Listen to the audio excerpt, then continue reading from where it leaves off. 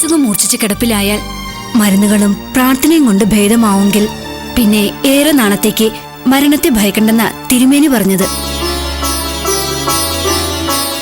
അപ്പോ എന്റെ മുത്തശ്ശിയുടെ കാര്യവും അങ്ങനെ തന്നെയാണെന്നല്ലേ തിരുമേനി പറഞ്ഞതിന്റെ അർത്ഥം?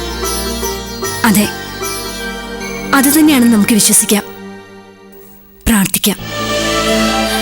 അമ്മയുടെ ചൂട് അനുഭവിച്ച ഓർമ്മ എനിക്കില്ല. ലാളൻ അനുഭവിച്ചത് ഓർക്കുന്നില്ല.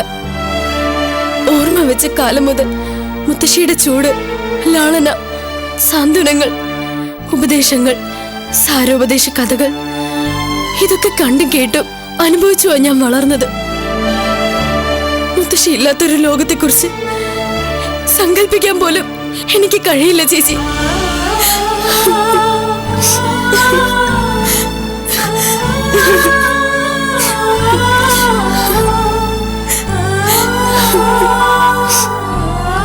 മുത്തശ്ശി നിന്നിൽ വളർത്തിയെടുത്ത വ്യക്തിത്വത്തിന് തികഞ്ഞ തെളിമയും പക്വതയുണ്ട്.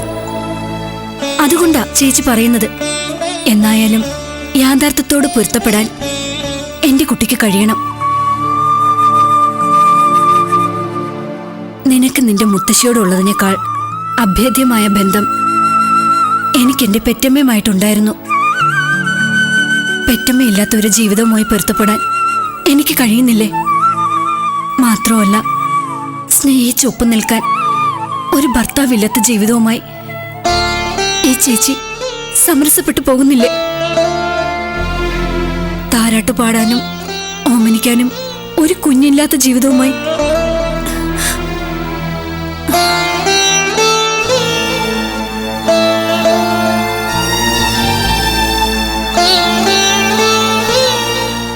വിധിഹിത എന്താണോ അത് സംഭവിക്കും. നീ സമാധാനിക്കും.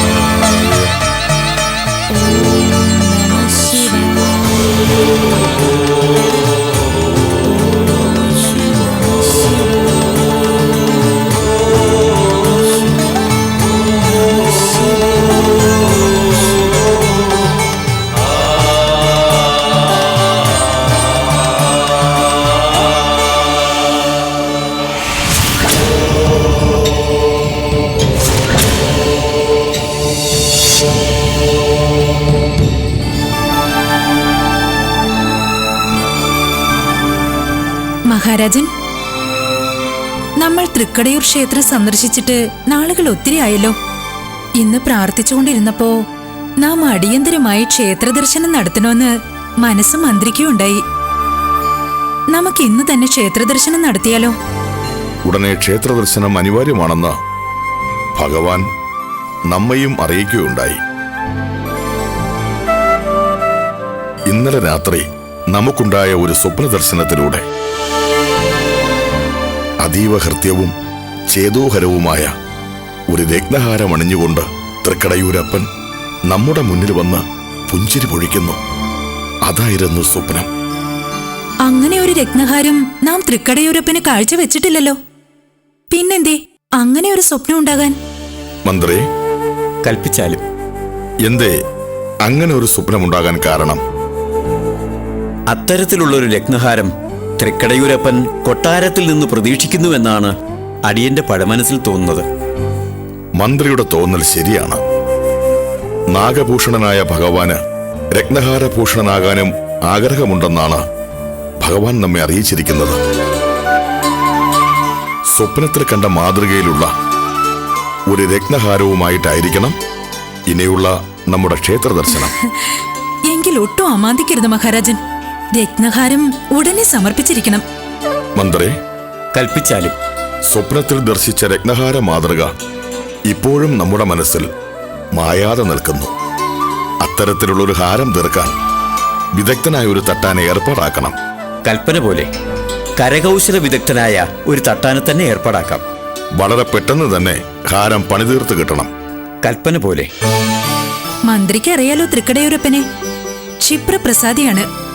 ഉദ്ദിഷ്ട കാര്യം സമയത്ത് നടക്കാതെ പോയാൽ ക്ഷിപ്രകോപിയുമാണ്. അറിയാം റാണി തിരുമനസേ. അടിയൻ ഇപ്പോൾ തന്നെ തട്ടാനെ സമക്ഷത്തിൽ ഹാജരാക്കാം. അങ്ങനെയാകട്ടെ.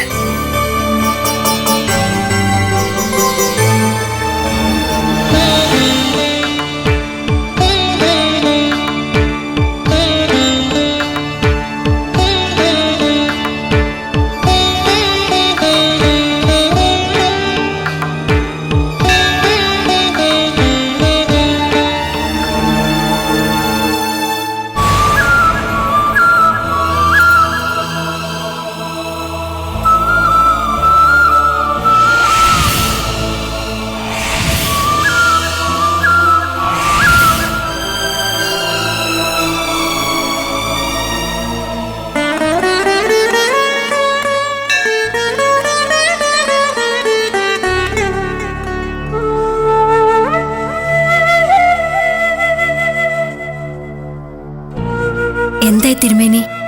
പ്രദക്ഷിണം കഴിഞ്ഞ് വരുമ്പോഴത്തേക്കും ജാതകം നോക്കി വിവരം പറയാന്ന് പറഞ്ഞിട്ട് നോക്കിയായിരുന്നോ? എന്താ തിരുമേനി?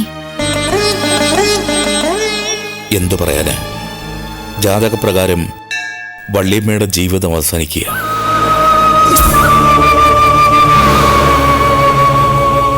അവർക്കിനി ഏതാനും ദിവസത്തെ ആയുസ് കൂടി മാത്രം.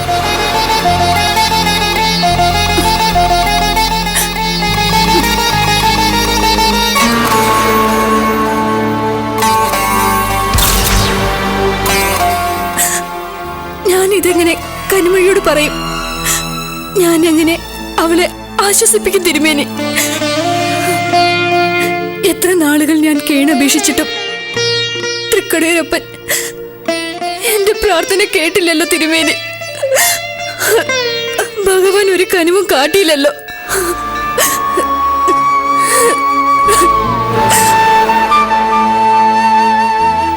മീനാക്ഷി, എന്നങ്ങ് തർപ്പിച്ചു പറയാതെ. എല്ലാ പ്രാർത്ഥനയും ഭഗവാൻ കേൾക്കുന്നുണ്ട്. ജാതകവിധിയെ മറികടന്ന് എന്തെങ്കിലും അത്ഭുതം കാട്ടാൻ ശ്രീപരമേശ്വരന് മാത്രമേ കഴിയൂ. വള്ളിയമ്മയുടെ കാര്യത്തിൽ ഭഗവാൻ എന്തെങ്കിലും അത്ഭുതം കരുതി വച്ചിട്ടുണ്ടെങ്കിലോ? വള്ളിയമ്മ കുറച്ചുകാലം കൂടി മരണത്തെ അതിജീവിച്ച് ജീവിക്കും. അതിനുവേണ്ടി പ്രാർത്ഥിക്കേ മീനാക്ഷി.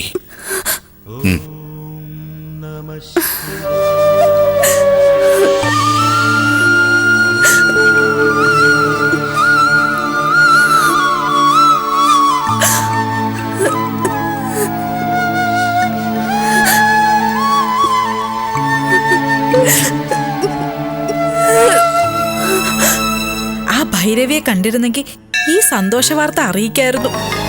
വലിയൊരു പണക്കിഴിയും നേടായിരുന്നു. എന്തായാലും കിളവി തട്ടിപ്പോന്നതോടെ കനിമൊഴിയുടെ കഥ ഭൈരവി തീർത്തോളും.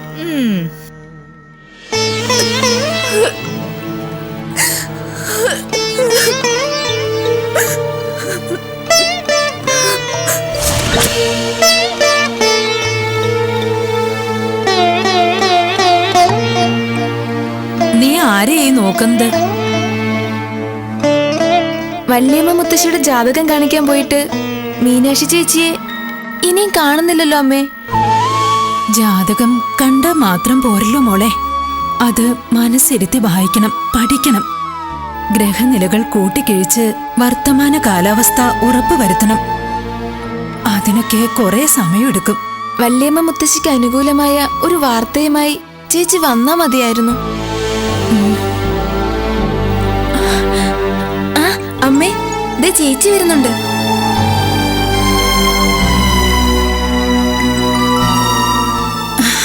എന്തായി മീനാക്ഷി പോയ കാര്യം? പറയാം. കനിമൊഴി എവിടെ? മുത്തശ്ശിയും കനിമൊഴി ചേച്ചി നല്ല ഉറക്കത്തിലാ.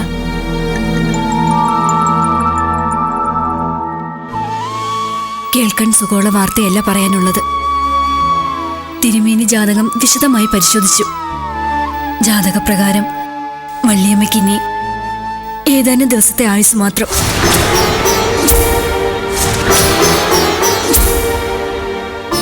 ഉണരുമ്പോ കനിമൊഴി ജാതക പരിശോധനയെക്കുറിച്ച് അന്വേഷിക്കും. വള്ളിയമ്മയ്ക്കിനി ഏറെ നാളത്തെ ആയുസ്സുണ്ടെന്ന് കളവ് പറയുകയെ നിവൃത്തിയുള്ളൂ. ദേ പൂങ്കുടി, നീയും അങ്ങനെ തന്നെ വേണം പറയാൻ. പിന്നെ വസുമതിയോട് ഞാനൊന്നും പറയണ്ടല്ലോ. കനിമൊഴി ചേച്ചിയോട് കളവ് പറഞ്ഞിട്ട് എത്ര നേരമെന്ന് വെച്ചാ സത്യം മറച്ചു വെക്കുക. വള്ളിയമ്മയ്ക്ക് ഞങ്ങളുടെ കുടിലിൽ കിടന്ന് കണ്ണടയ്ക്കാനായിരിക്കും വിധി.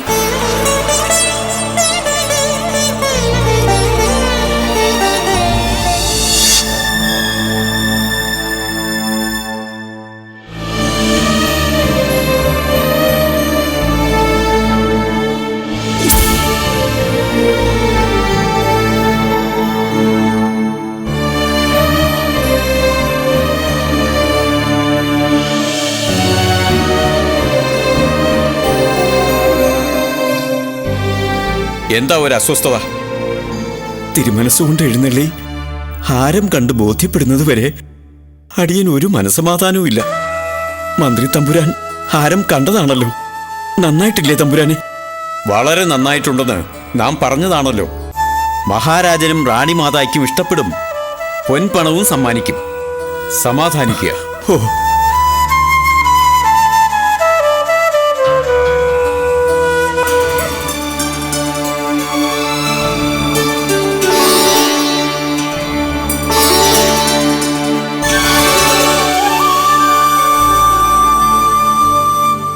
രത്നഹാരത്തിന്റെ പണി പൂർത്തിയായി കഴിഞ്ഞല്ലോ.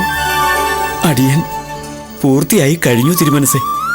നാം പറഞ്ഞേൽപ്പിച്ച സമയത്ത് തന്നെ താങ്കൾ ഹാരമെത്തിച്ചല്ലോ. താങ്കളുടെ കൃത്യനിഷ്ഠതയെ നാം അഭിനന്ദിക്കുന്നു. മന്ത്രി, അടിയൻ രത്നഹാരത്തെക്കുറിച്ച് ആധികാരികമായ അഭിപ്രായം പറയാനുള്ള മിടുക്ക് സ്ത്രീകൾക്കാണല്ലോ. ആ സ്ഥിതിക്ക് റാണി തിരുമനസ് തന്നെ അഭിപ്രായം പറയട്ടെ. സ്വപ്നദർശനം ഉണ്ടായത് അങ്ങേക്കല്ലേ? സ്വപ്നത്തിൽ കണ്ട ഹാരവുമായി ഇതിന് സാമ്യമുണ്ടോ എന്ന് അങ്ങ് തന്നെ തീരുമാനിച്ചാലും.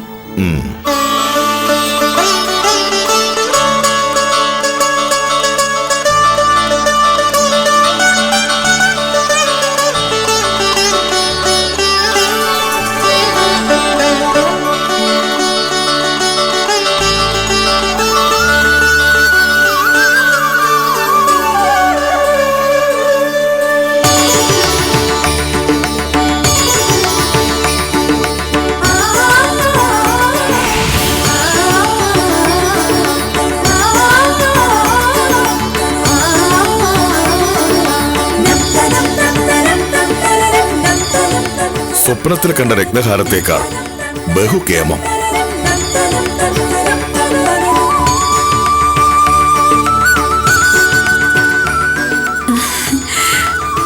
തൃക്കടയൂരപ്പന്റെ ദൃഷ്ടികൾ ഹാരത്തിൽ പതിഞ്ഞു കഴിഞ്ഞു. അതുകൊണ്ടാകാം ഹാരത്തിന് ഇത്ര തിളക്കം. പൊൻപടിക്കാരൻ മഹാശിവഭക്തനും കൂടിയാണ് തിരുമനസേ. ഓ, ഭഗവാന്റെ അനുഗ്രഹം നിങ്ങൾക്ക് വേണ്ടുവോളമുണ്ട്. അടിയൻ ധന്യനായി തിരുമനസേ. മന്ത്രി, അടിയൻ 101 പൊൻപണവും പുതുവസ്ത്രവും പൊൻപണിക്കാരന് ദക്ഷിണയായി നൽകുക. കൽപ്പന പോലെ.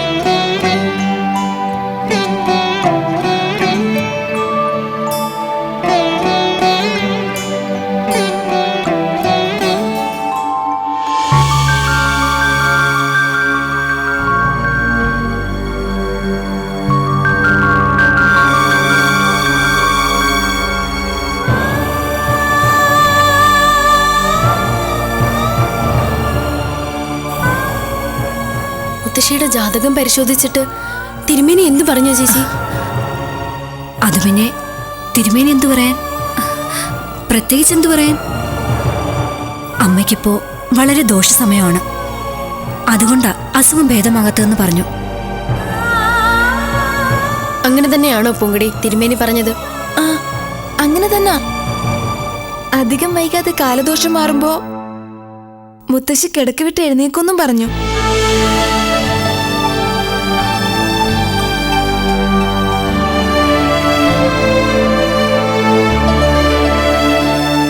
അല്ല, നിനക്കെന്താ ഒരു സംശയം? ചേച്ചിയും പൂങ്കുടിയും എന്തോ ഒളിക്കുന്നുണ്ട്. ഒളിക്കുന്നെന്നോ? നമ്മൾ തമ്മിൽ എന്താ ഒളിച്ചു വെച്ചത്? തിരുമേനി പറഞ്ഞതാ ഞങ്ങൾ പറഞ്ഞത്.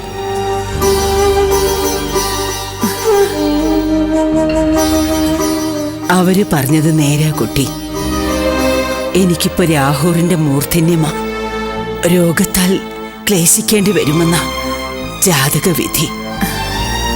കനിമൊഴി, നീ പോയി വൈദ്യര് മുത്തശ്ശിക്ക് കൊടുത്ത മരുന്നെടുത്തോണ്ട് വാ. മീനാക്ഷി, എന്താ അമ്മേ? തിരുമേനി പറഞ്ഞത് അതൊന്നും ആയിരിക്കില്ല. എന്തായാലും കനിയെ കൂടുതൽ വിഷമിപ്പിക്കാതിരുന്നത് നന്നായി.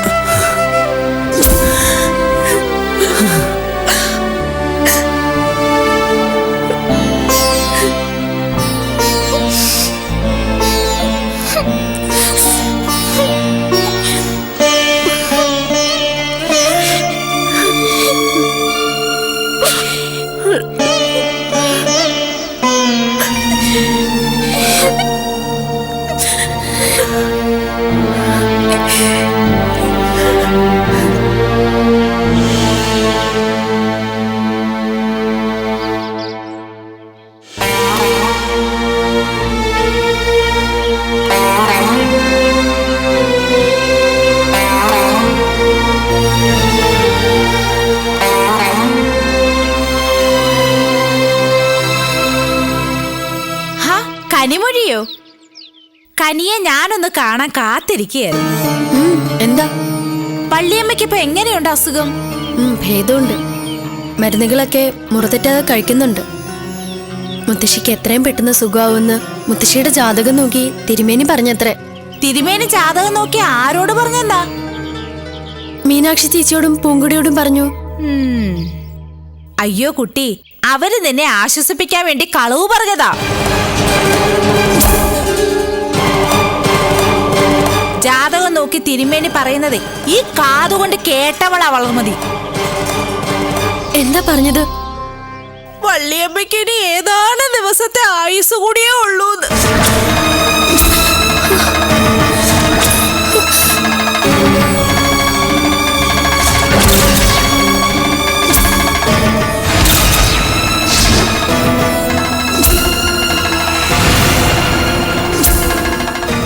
മോളെ വിഷമിപ്പിക്കാൻ വേണ്ടി പറഞ്ഞതല്ല കേട്ടോ. എന്തോ കള്ളം പറയുന്ന ശീലം എനിക്കില്ല. തല പോയാലും ഇനി ഞാൻ പറയുകയില്ല. അതാ കേട്ട കാര്യം അതുപോലെ വന്ന് പറഞ്ഞത്. എന്നാ ഞാൻ പോട്ടെ.